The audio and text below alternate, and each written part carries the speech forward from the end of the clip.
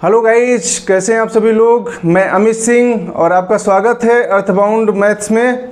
I hope सभी अच्छे होंगे और मन लगाकर पढ़ाई कर रहे होंगे।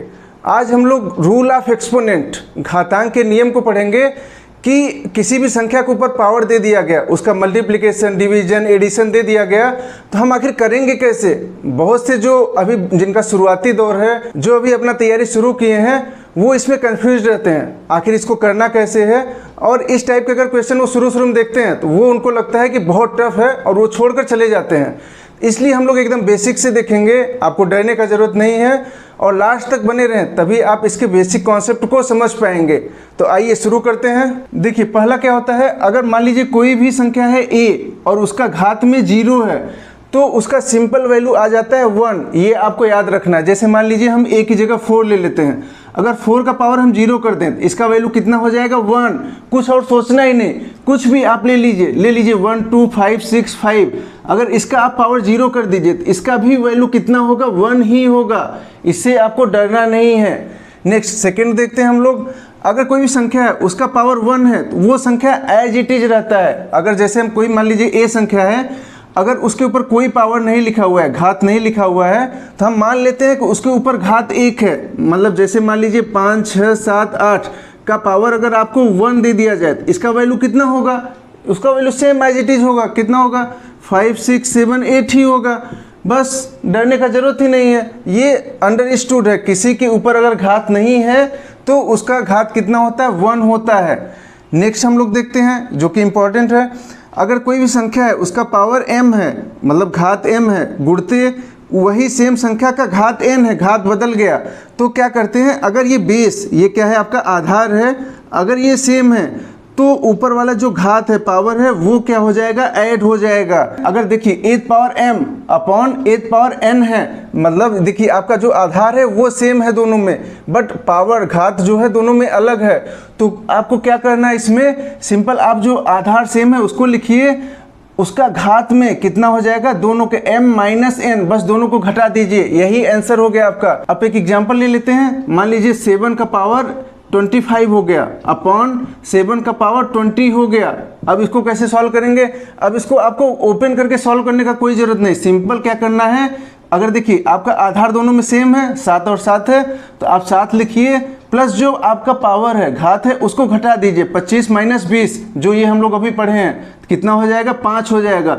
यही हो जाएगा आपका आंसर। आप अब नेक्स्ट देख लेते हैं। अगर कोई भी संख्या है a का पावर माइनस m है, मतलब घात में अगर निगेटिव आ गया तो क्या करेंगे, सेम हम वही वैल्यू लिखते हैं, उसको 1 बटे में लिख देते हैं और घात को हम लोग क्या करते हैं पॉजिटिव कर देते हैं। अब जैसे एक एग्जांपल ले लेते हैं, 36 का पावर माइनस 25 है। अब इसको आपको लिखना है तो कैसे लिखेंगे, 1 बटे 36 का पावर 25, ये आपका क्या हो जाएगा धनात्मक हो जाएगा। सेम आपको बस 1 बटे में लिख देना है और पावर को क्या करना है पॉजिटिव कर देना है। अभी हम लोग एक एक रूल पढ़ रहे हैं, लास्ट में हम लोग एक क्वेश्चन देखेंगे सभी को मिला के कैसे सिंप्लीफिकेशन आता है और उसको कैसे करना है हमको। अब देखिए नेक्स्ट क्या है, अगर a टू पावर m है, मतलब a का घात m है और ब्रैकेट में पूरे का घात n है, तब आप उसको कैसे करेंगे, आप ब्रैकेट ओपन करेंगे तो जो घात है वो क्या होगा, आपस में उसका गुणा हो जाएगा। जैसे a का घाते m गुणते n हो जाएगा। अब जैसे मान लीजिए एक एग्जांपल ले लेते हैं हम लोग, 2 का पावर 35। अब इसको कैसे करेंगे, अब बहुत से बच्चों को डाउट आ गया होगा कि इसमें तो m है ही नहीं, सिर्फ n दिख रहा है, बट ऐसा नहीं है। अभी हम लोग ऊपर पढ़े थे कि अगर किसी भी संख्या के ऊपर घात नहीं लिखा है तो सिंपल उसके ऊपर घात कितना होता है 1 होता है। अब ब्रैकेट ओपन करेंगे, देखिए क्या हो जाएगा, 2 का पावर 1 गुणते 35, मतलब इसको क्या लिख सकते हैं, 1 और 35 में गुणा करेंगे तो कितना होगा 35 होगा। 1 को किसी से भी गुणा करिए सेम रिजल्ट आता है, तो कितना हो जाएगा 2 का घाते 35। अब जैसे एक एग्जांपल और ले लेते हैं, 5 का घाते 6 है और पूरे का घाते कितना है 15 है। अब इसको आप कैसे करेंगे, सेम जैसे पढ़े कि ब्रैकेट ओपन करेंगे तो ये दोनों घात क्या हो जाएगा मल्टीप्लाई, गुणा हो जाएगा, तो कितना हो जाएगा 5 6 गुणते 15 छक्का 90, 5 का पावर 90 हो जाएगा। ये होगा आपका रिजल्ट। अब एक और देख लेते हैं। जैसे मान लीजिए a गुणते b है, उसका पूरे का पावर ब्रैकेट में m है तो अब इसको कैसे करेंगे, आप ब्रैकेट ओपन करेंगे तो जो भी घात है वो सभी में लग जाएगा। जैसे a का पावर m गुणते b का पावर m। अब एक एग्जांपल ले लेते हैं, जैसे आपका 4 गुणते 5 है, अगर इसका पावर 10 है, इसको कैसे करेंगे। अब जब हम ब्रैकेट ओपन करेंगे जो घात में 10 है वो 4 के ऊपर भी आ जाएगा और 5 के ऊपर भी आ जाएगा। तो हम इसको लिख सकते हैं 4 का पावर घात 10 गुणते 5 का घाते 10। अब नेक्स्ट देख लेते हैं, अगर जैसे कोई भी संख्या है a बटे b के फॉर्म में और पूरे का घाते m है, जब आप उसको ओपन करेंगे तो क्या हो जाएगा, a का घाते m बटे b का घाते m। जैसे कि एग्जांपल ले लेते हैं, अगर आपका 10 बटे 21 है और उसका घात कितना है 25 या 26, कुछ भी कितना भी बड़ा मान लीजिए 250 है। अब आप इसको कैसे करेंगे, देखिए जब आप ब्रैकेट ओपन करेंगे जो 250 से घात है वो इसके ऊपर भी आ जाएगा और इसके ऊपर भी आ जाएगा। अब इसको कैसे लिख सकते हैं, 10 का घाते 250 बटे 21 का घाते 250।